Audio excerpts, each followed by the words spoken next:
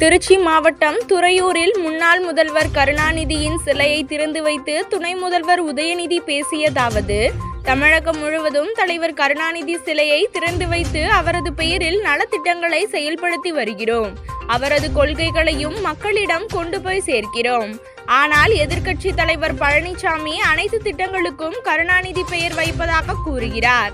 நல்ல திட்டங்களுக்கு கருணாநிதி பெயரை வைக்காமல் கரப்பான் பூச்சி பெயரையா வைக்க முடியும்?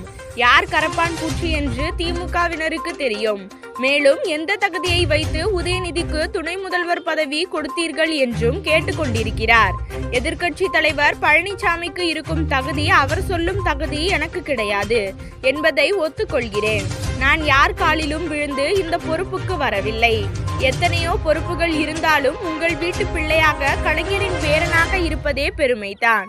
லோக்சபா தேர்தலில் 40 தொகுதிகளிலும் வெற்றி பெற்றது போல் 2026ஆம் ஆண்டு நடைபெறும் சட்டசபை தேர்தலிலும் 200க்கும் மேற்பட்ட தொகுதிகளில் வெற்றி பெறுவதற்கு இப்போதே தேர்தல் பணிகளை செய்ய துவங்குவோம்.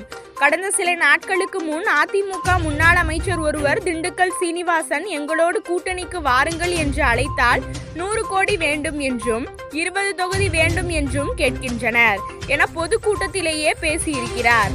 இது போன்ற கேவலமான நிலை அந்த கட்சிக்கு ஏற்பட்டுள்ளது. 2026 தேர்தலில் வெற்றி பெற்று மீண்டும் ஆட்சி அமைக்கப் போவது திமுக தான். இவ்வாறு அவர் பேசினார்.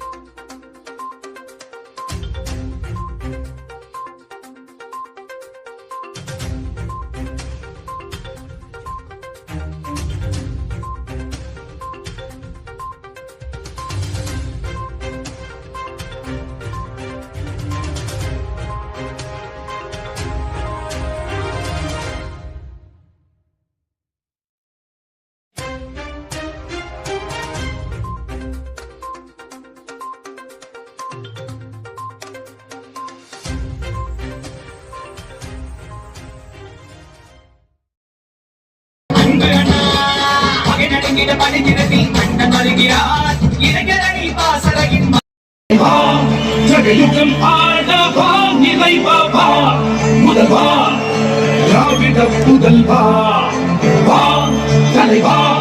ஜகயுகம் ஆடவா நிறைவா முதல்வா திராவிட புதல்வா.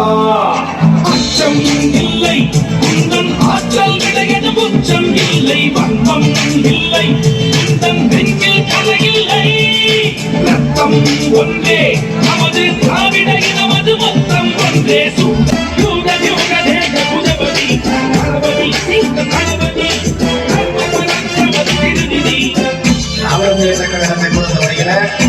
இது பண யாத்திரை எந்த சலசலம்